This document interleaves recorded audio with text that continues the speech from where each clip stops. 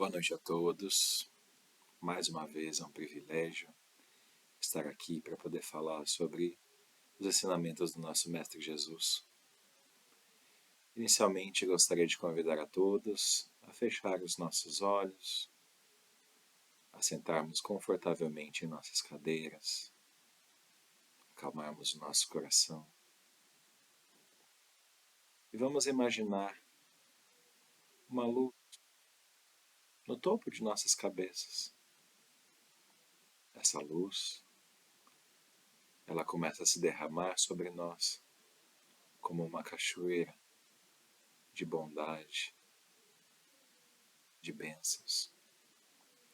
E essa luz, ela vai descendo pelos nossos ombros, pelas nossas costas, pelo nosso tronco, pelos nossos braços, pelas nossas mãos, pelas nossas pernas, nossos pés. E essa luz vai nos harmonizando e nos enchendo com o amor divino, o amor do Pai. Nos sentimos muito amados nesse momento. E radiantes dessa luz, vamos cumprimentar o nosso anjo guardião, esse amigo que está conosco desde o dia de nosso nascimento. Vamos agradecer por tudo que ele tem feito por nós. Nosso querido amigo nos conduz até a presença de Maria, nossa mãezinha, mãe da humanidade, mãe do nosso Mestre Jesus. Maria nos recebe, nos põe no colo e nos cobre com seu manto de luz. Nos ajuda a acalmar as nossas aflições, nosso coração. Nos ajuda a entender que tudo passa, que basta termos fé e coragem. Maria nos conduz até a presença do nosso querido Mestre Jesus, que nos recebe de braços abertos, um largo sorriso no rosto, muito feliz de estarmos aqui reunidos, falando sobre os ensinamentos dele.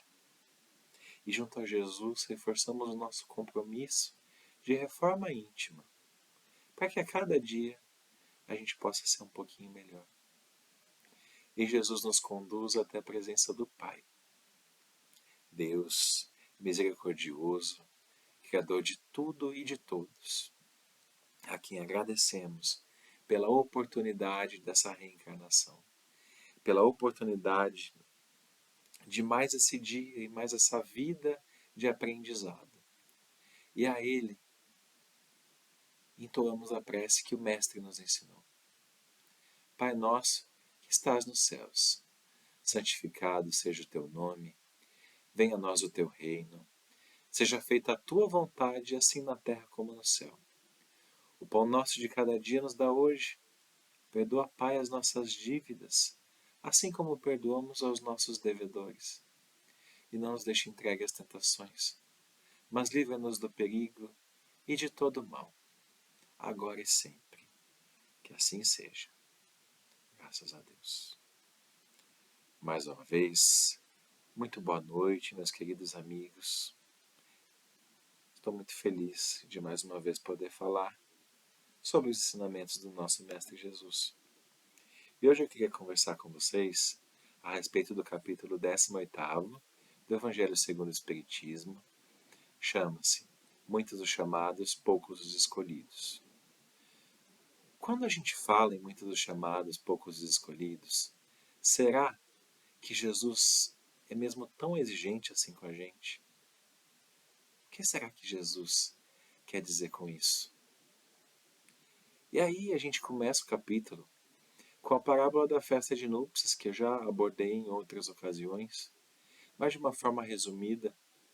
Trata-se de um rei que ia fazer um banquete devido ao casamento de um dos filhos.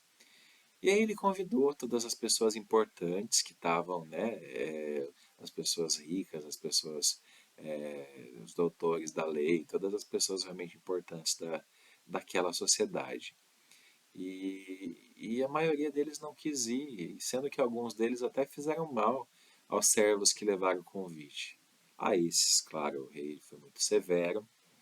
E aí, depois que ele ficou realmente muito bravo, ele mandou que os serviçais novamente fossem às ruas e convidassem a todos que encontrasse pelo caminho, independente da condição social. E aí ele encheu o salão, né,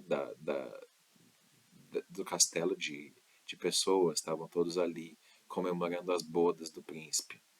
Em dado momento ele viu uma pessoa, um homem, né, que não estava vestido com a túnica, com as vestes de núpcias.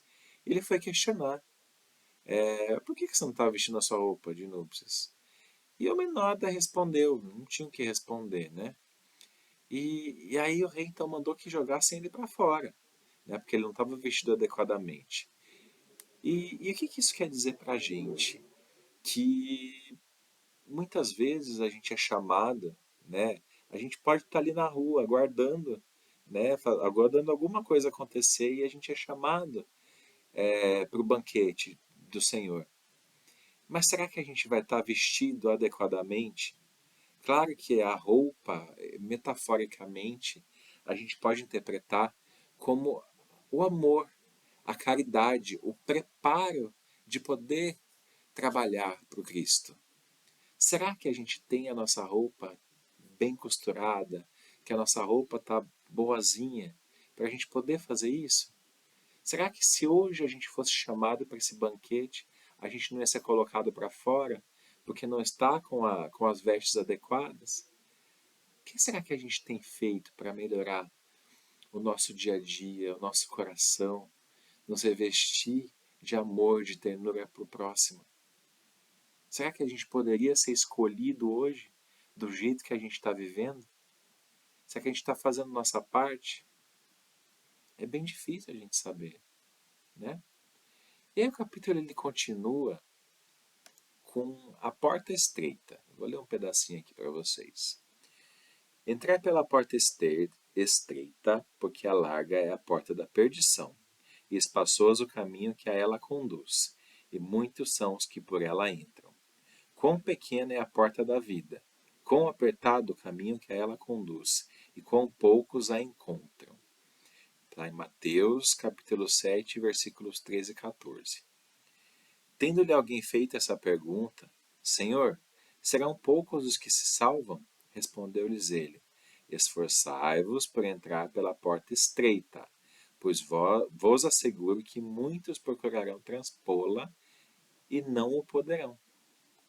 Larga é a porta da perdição, porque são numerosas as paixões, mas e porque o número maior de pessoas envereda pelo caminho do mal. É estreita a da salvação, porque a grandes esforços sobre si mesmo é obrigado o homem que a queira transpor. Para vencer as suas más tendências, coisa que poucos se resignam. É o complemento da máxima. Muitos são chamados e poucos os escolhidos. Veja que importante esse ensinamento de Jesus. Porque a verdade é que para a gente entrar pela porta estreita, a gente precisa estar disposto a abrir mão de muita coisa, dentre as quais o nosso próprio orgulho. A gente tem que lutar com as nossas más tendências. Todos nós sabemos que a gente tem problemas enraizados e que nós temos que lutar contra eles. Porque não é aquela síndrome de Gabriela, nasci assim, vou morrer assim. Muito pelo contrário. Nosso objetivo dentro dessa encarnação é não morrer assim. É a gente voltar para a pátria espiritual melhor do que aqui nós chegamos. Então, essa história de que não vou mudar, muda, gente. A gente tem que mudar. Todos nós temos que mudar. A gente nunca adianta achar que tá bom bastante, né? Porque não é verdadeira. E diante do ensinamento do mestre, o que a gente pode entender das nossas vidas?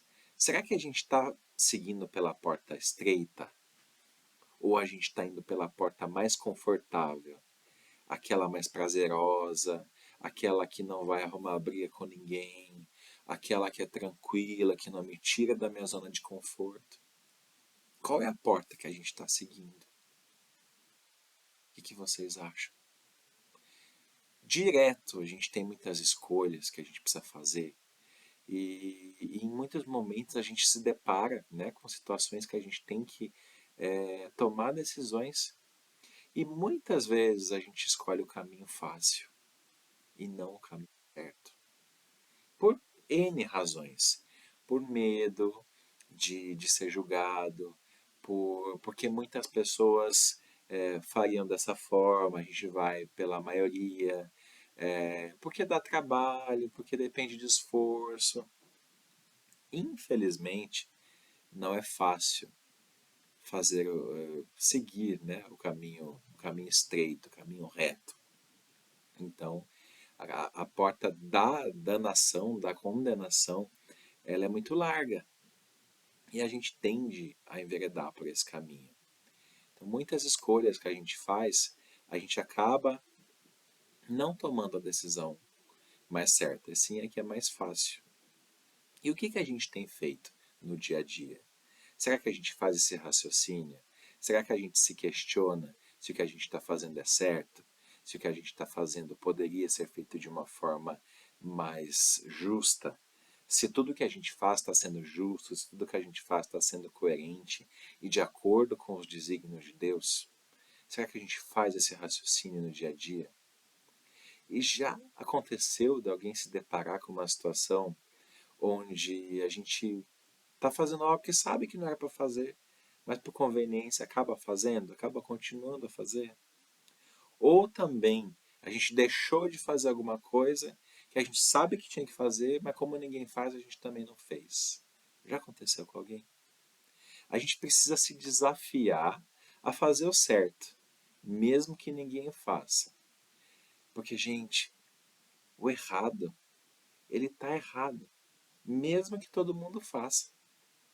E o certo está certo mesmo que ninguém faça.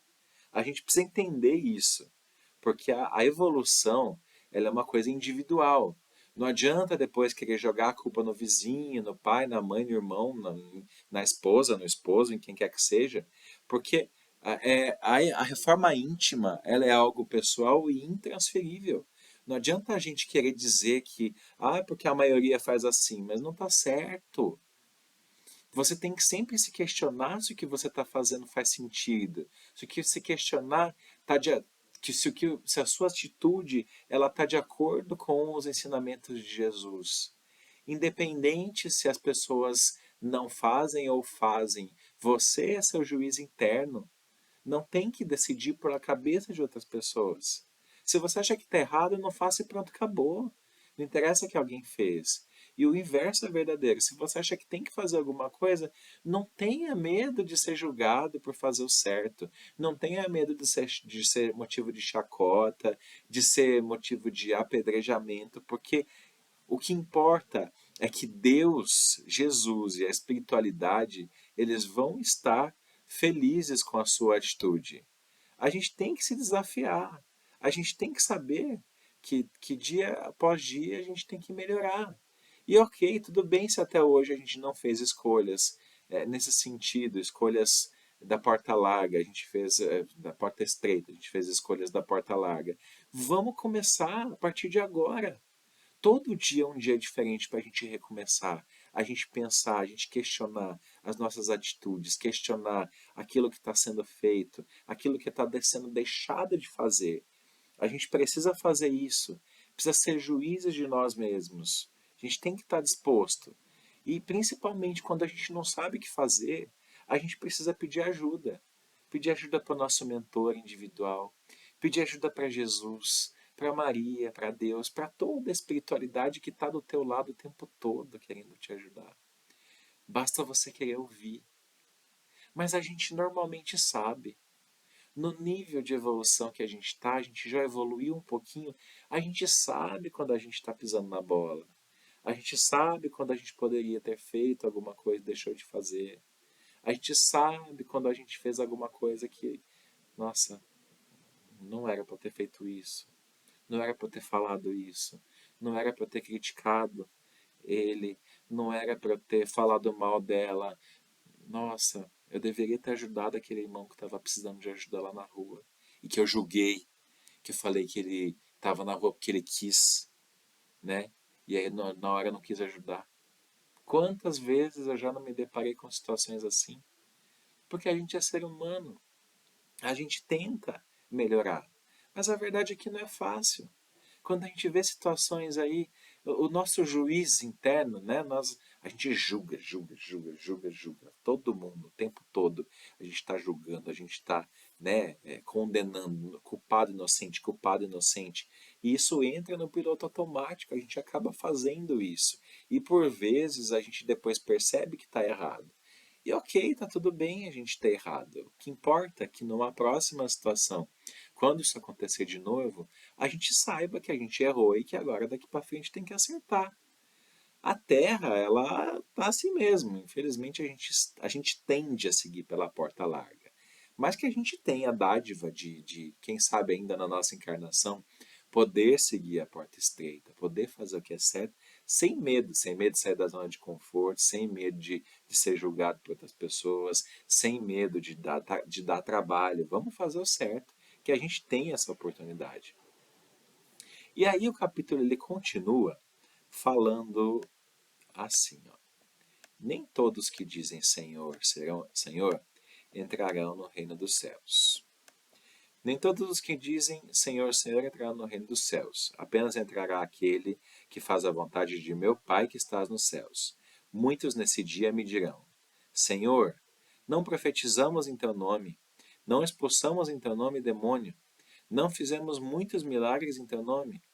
E eu então lhes direi em altas vozes: Afastai-vos de mim, vós que fazei obras de iniquidade.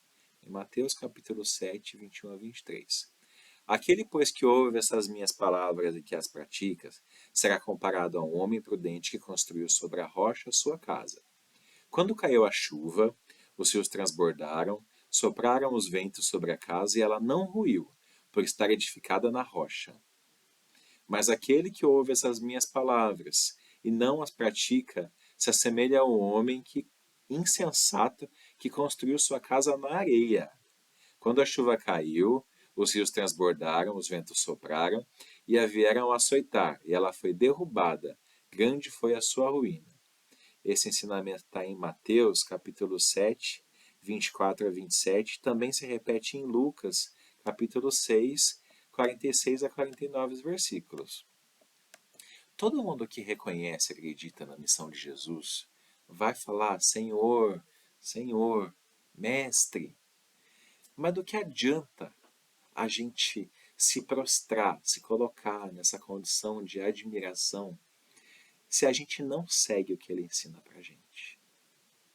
De nada adianta a gente falar sobre Jesus, sobre os ensinamentos dele, sobre tudo aquilo que ele fala, demonstrarmos uma devoção muito intensa, se dentro de nós a gente ainda tem lá o orgulho, o egoísmo, a gente ser pouco caridoso, a gente destila o mal, a gente cede a paixões, a instintos primitivos, sentimentos que não são produtivos. Do que adianta a gente ficar falando Senhor, Senhor, se a gente tem tudo isso dentro de nós? O que adianta a gente falar em Jesus, em ser cristão, se a gente não tem a caridade como máxima das nossas vidas? Se a gente não está disposto a pedir perdão, a perdoar, se a gente não está disposto a melhorar, a evoluir, do que adianta se dizer cristão? De nada adianta também a gente pregar, a gente ficar o dia inteiro rezando, pregar a fé, o moralismo, os bons costumes, e se dentro de nós a gente está corrompido por um mal de vários aspectos, várias más tendências, o ódio, a vingança, o rancor, a gente precisa entender que esses sentimentos não têm nada a ver com Cristo. Aliás, a gente, para se dizer cristão, a gente tem que realmente entender o significado de ser cristão, porque muita gente não sabe. Quando você, em nome de Deus, critica, usa Deus para falar mal do irmão, para julgar que o irmão é isso, que o irmão é aquilo, que o irmão não sei o quê, já percebes que você não entendeu nada o que é ser cristão. Porque Jesus, o Cristo, ele nunca julgou ninguém. Ele nunca odiou ninguém. A única coisa que ele deixou de mandamento foi o amor. O amor a Deus e o amor ao próximo. Então, ser cristão é isso. Então, não é concebível nós julgarmos, condenarmos, oprimirmos ou fazermos qualquer coisa em nome de Deus ou de Jesus, porque isso não é ser cristão. Isso é nosso. É o nosso ego, é o nosso orgulho, é a nossa vaidade. É muitas vezes que a gente tende a interpretar a Bíblia da forma que a gente quer, para a gente condenar aqueles de coisas que a gente acha que está errado, e aí a gente tem um pretexto na Bíblia para condenar. Porque, de fato, principalmente quando se pega, ou às vezes até o Velho Testamento, que muita gente usa aí para usar o nome de Deus, esse Deus que castiga, esse Deus que condena, as pessoas elas leem o parágrafo que interessa para elas, sendo que na página seguinte ela terá algo que serviria exatamente para ela, mas aí ela esquece dessa parte. Ela usa somente aquilo que interessa para ela para julgar outras pessoas, para condenar aquilo que ela entende que moralmente é errado. Então, isso não é ser cristão. De nada adianta você falar que é cristão, que é temente a Deus, que é servo de Deus, de Jesus, que no meu entendimento parco e de uma criança espiritual, eu entendo que Jesus não quer servos, Jesus quer irmãos que ajudam. Mas, enfim, de nada adianta você ficar o dia inteiro no centro espírita, o dia inteiro na igreja, na assembleia, no culto, onde quer que você fique, se dentro do seu coração você tem esses sentimentos tão primários, tão primitivos. Isso não é ser cristão. Ser cristão é seguir o único mandamento que Jesus deixou para a gente, que é o amor. Passou disso, se tem julgamento, se tem condenação, se tem qualquer outro sentimento que não seja amor, não é de Deus, não é Jesus e não é ser cristão. E por isso, Jesus disse que em muito mais será visto nas atitudes do que nas palavras, porque de nada adianta você rezar, rezar, e no final das contas você ter dentro de si tudo isso de ruim.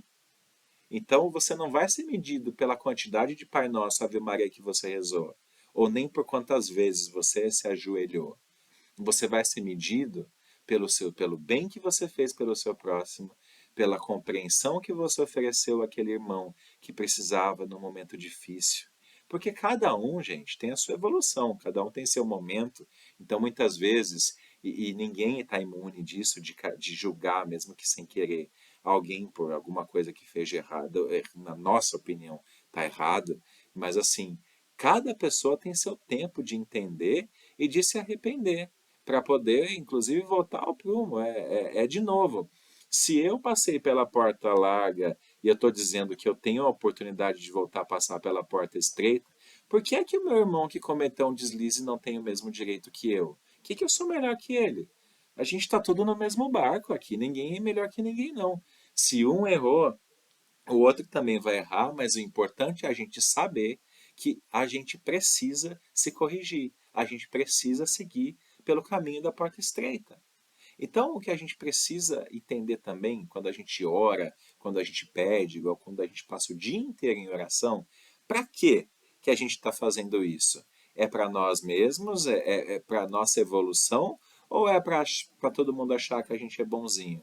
Porque também, olha, você fica o dia inteiro na igreja. Aí em casa você é um marido horroroso, você é um filho ingrato, você é um chefe insuportável, você é um vizinho arrogante, você é uma pessoa desprezível.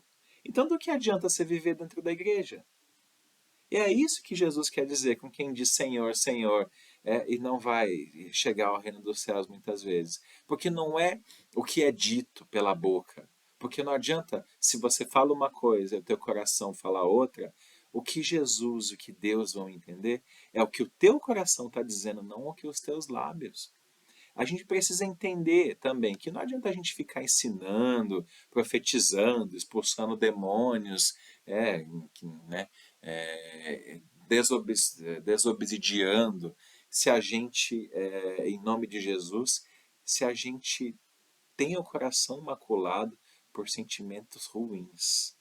Então, se esses sentimentos desmentem aquilo que a nossa boca diz. Se eu estou dizendo, Senhor, abençoai essas pessoas, mas aquele ali não, porque aquele ali enfim, aquele ali não pode. Eu estou julgando, né? Aí não é certo. Não é isso que é ser cristão.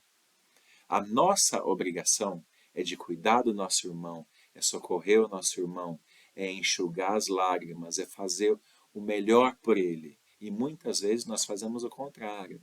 Nós, em vez de cuidar, a gente fala mal. Em vez de secar as lágrimas, a gente provoca lágrimas nesse irmão. A gente derrama sangue dos nossos irmãos, de forma indireta ou indireta.